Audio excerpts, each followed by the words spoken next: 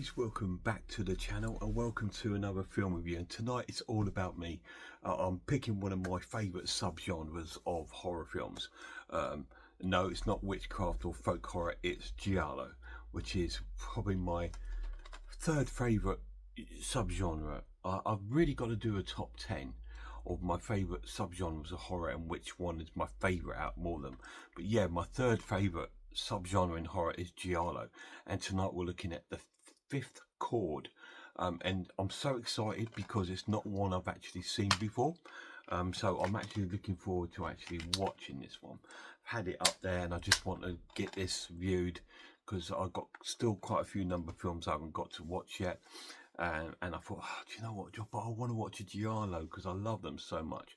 So before we get on to it, let's have a look at this edition.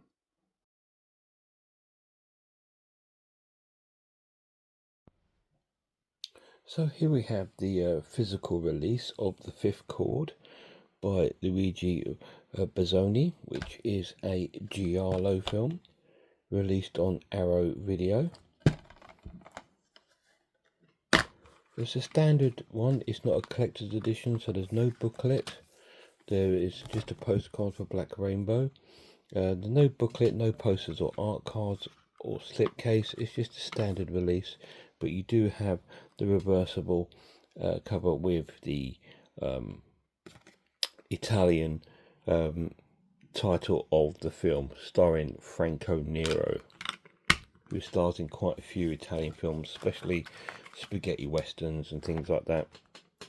So that is there, the physical release of The Fifth Chord. So unfortunately I've only picked a standard copy up, and I did get this second hand.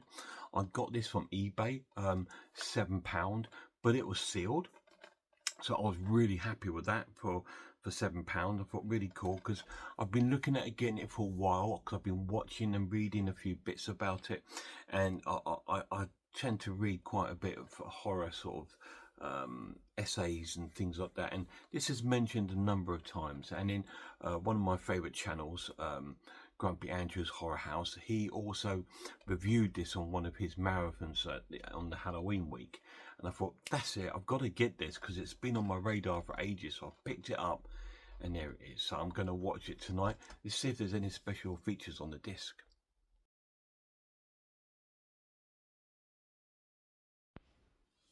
So here we are at the main menu of The Fifth Chord. We have different versions of the film, the Italian and English. The special features on this disc are an audio commentary with Travis Crawford, Lines and Shadows, which is a video essay by Rachel Nisbet, Whiskey Giallo, which is Appreciation of the Fifth Chord by Michael Mackenzie, Black Day for Nero, an interview with Franco Nero, Rhythm Section, a brand new interview with editor Eugenio Alaspinos in 1918, deleted sequences, the Italian theatrical trailer, English theatrical trailer, and the image gallery. And that is the special features on The Fifth Chord. So there is some special features on there, some interviews and audio commentaries and two different versions of the film. A lot of these Italian films were filmed twice. They filmed the scenes in Italian and then they filmed them again in English, just for obviously both markets. So it's got that on there. So let's have a look about the story. So this story is based around Franco Nero, who's like this I think he's supposed to be a newspaper sort of like journalist, but he's more like a private investigator.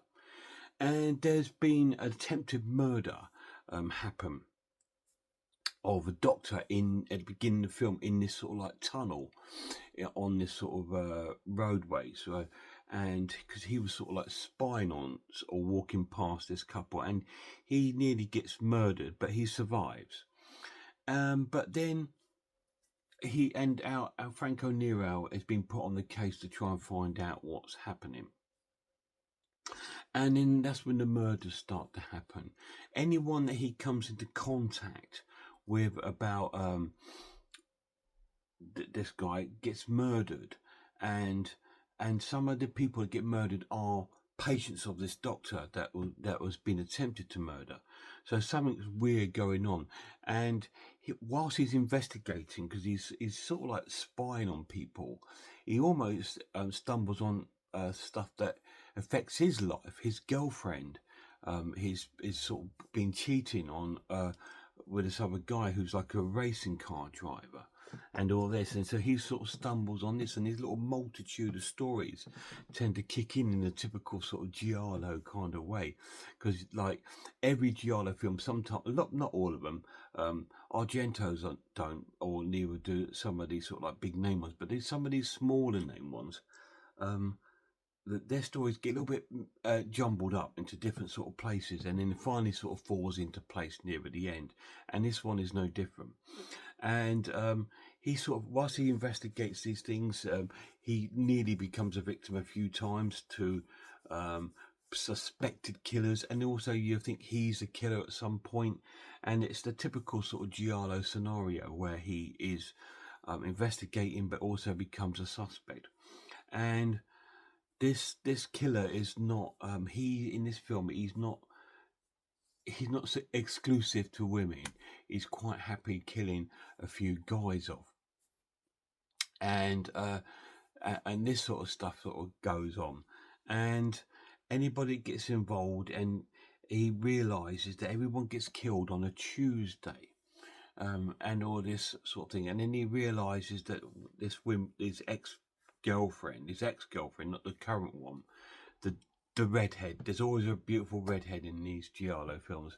She's going away Tuesday, and so he's worried about her and her son, and all these sort of strange things sort of go on throughout the film, and it sort of comes to a conclusion where we kind of know who the murderer is, because if you know what's Giallo's, you know pretty much who it is.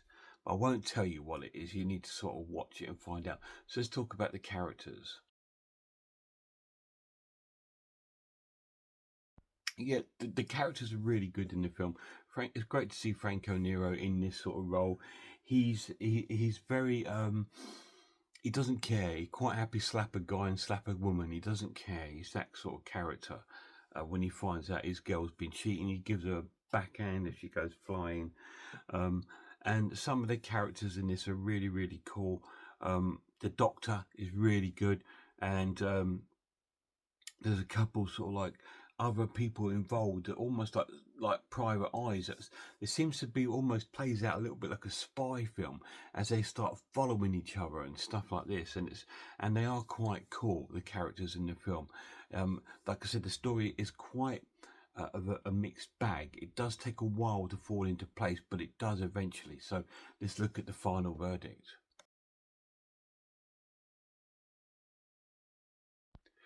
To me, this is a sort of classic kind of Giallo. It's not heavily on the horror, it's more on the crime than anything else. But it's really cool. I'm going to score it an amazing watch and give it an 8 out of 10. I won't give it any higher because it's certification 18. Doesn't need to be an 18, quite happy being a 12, maybe a 15 at tops. There's no real gore or things. There is some violent scenes, a few sort of punch ups and stuff like that, and stuff like this, but there's no sort of warranty for an 18 certification. Yes, there is a scene where the young boy looks like he's going to get killed by our murderer, but he's saved at the last minute. And there is sort of things like that in there, but nothing again that generates this to be an 18. But it's still wonderful, wonderful film. The soundtrack is great. The photography is phenomenal. It's just got some of the best sort of photography in a Giallo I've seen. A lot of long shots of like stairways and things like this, and our characters can seem quite away, and you're just thinking, but it adds to the film. And there's some good sort of like action sequences and chases going on, and a lot of sort of like heavy dialogue going on to say this is a kind of story that's a little bit all over the place, because it's so the journalist is trying to gather all these bits of story together, and while he's doing that, people getting bumped off and all this sort of thing. The negative, it does lack gore. It does lack, the killings are they're pretty lame, the killings. But in a Giallo, that's not what Giallo's about. It's not about the killings. They're investigative sort of horror films, if you like. So you'll have a killer who you don't know who it is until like the last kind of minute, and it sort of plays out like that, and that's how giallos work, and that's why I love them, because they're different to any sort of other subgenre. Check it out if you like giallos. If you're casual giallo, be wary. It is all over the place, and it is a long-winded talking giallo with very little sort of gore, but it's still an awesome watch if you're heavy into giallos like me. Really cool.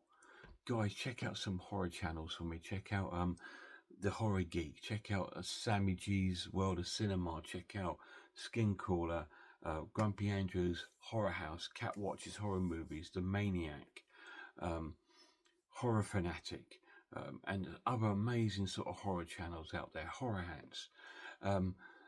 And a massive shout out to my lab. Till next time, look after yourselves, look after one another, and I really hope I see you all soon.